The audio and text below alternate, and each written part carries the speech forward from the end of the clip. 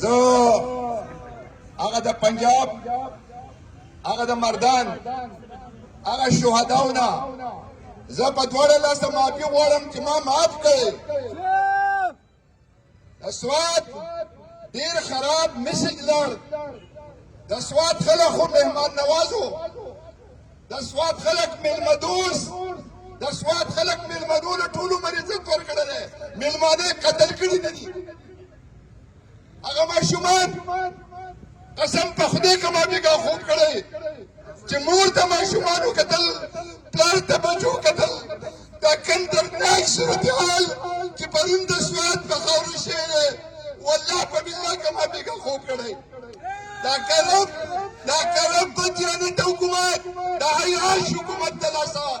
18 کالونه ځای شو. د دې ګورنمنټ د دوی په دې خپل قوم رحم نه راځي، د دې قوم غوښې د وخوړې او وینې وڅښلې. دا عیاش خلک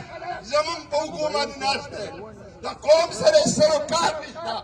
زه وایم ما معاف کا، د سوات خلک معاف کا. ډېره لوی کمزوري شوې ده، ډېر لوی بې سیزمونه شوې ده چې موږ 18 ماشومان، 18 میندې خویندې، 18 مشران موږ بچ نه کړی شو. ویم د حکومت نه پر زور مطالبه کوم دا د ایسیګانو په سسپینډ کېدو باندې موږ نه مطمئن کېږو. موږ باید مطمئن شو دا ډیپټي کمیشنر د دې ټولې خبرې ذمه دار دی. زه غواړم چې ډیپټي کمیشنر د بند په پولیس سټیشن کې ګرفتار شي او د بند پولیس سټیشن د ډیپټي کمیشنر خلاف د 18 کسانو د 302 پرچې کټ شي. 18 کسه خویندې میندې ماشومان مشران کشران هغه په داسې یو مرګ باندې مړه دي چې دا د زړه د خوږ مرګ دی. یعنې یو بچی مور ته وایي مور موږ خو په دې اوبو کې راټینګ شوي یو، داسې څوک شته چې موږ به بچ کړي. وایي دا اوبه خو ورو ورو رانږدې شوې. مور ورته وایي بچیا الله دې موږ بچ کړي، حکومت شته، انتظامیه شته، پوله شته، ریلیف والا شته، 11 شته او د سوات ډېر عزتمن مشران ځوانان کشران شته. انشاءالله موږ به خدای پاک او دا ولس ته دې اوبو نه بچ کوي. چپې ورته نورې رانږدې شوې. ورور ته وایي زما په زړه خو ډېر ارمانونه دي، زما خو ډېر خواهشات دي، زه خو سوات ته چکر نه راغلی یم. ما خو چې زه د سوات ښکلا وینم،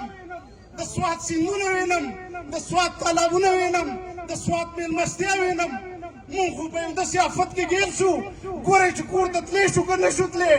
ورور ورته وایي هېڅ پته نه لګي چې کور ته تللی شو که نه شو تللی. پلار بچي ته وایي بچیه زه بېوسه یم، هېڅ نشم کولی. د انتظامیې په تمه دي، د ډي سي صاحب په تمه دي، د 804 په تمه دي، د بریتا په تمه دي، د کمیشنر په تمه دي، د ډي پي او په تمه دي، د 11 په تمه دي، د عبدالرحیم په تمه دي، د خالد محمود په تمه دي، د اقبال حسین بالي په تمه دي، د نیشنل په تمه دي، د پیپل په تمه دي، د هر تحریک په تمه دي. الله ګواه دی هېڅوک نشته، هېڅوک نشته، هېڅوک نشته. 14 کال دی، 14 کال دی په دې صوبه. زما د دې عزتمند ورونو حکومت ته قوم ته یې وې، ځوانانو ته یې وې، ولس ته یې وې، ادارو ته یې وې دا نور خلک نه دي، موږ زبرګان یو، فرشتې یو. اوس به سیستم ټیک شي، اوس به حکومت ټیک شي، کرپشن به نه وي، هر محکمه به په میرټي انصاف وي. پرون انصاف ونه شو. موږ دې ته مطالبات راوړي دي. ما ته هم داسې ښکاري چې دا د سوات د ولس د ټولو مطالبات دي، ځکه چې موږ یو خبر باندې ښه د مرګرو نه رایه اخیستې ده او د جرنلسټ چې زموږ سره وکیلان دي هغو نه یې تپوس کړی دی. دا کوم مطالبات چې زه پیش کوم دا تاسو ته منظور وي نو په یو اواز ورته منظور ویلی شي او که نه یې منظوره چې نامنظور وایي.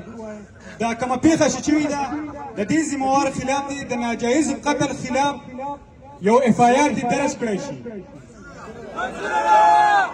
دلته چې کوم ریسکیو نظام دی دا دې مؤثر کړی شي او په ډیویژن سره د ریسکیو هلیکاپټر او تربیت یافته حمله ورکړی شي.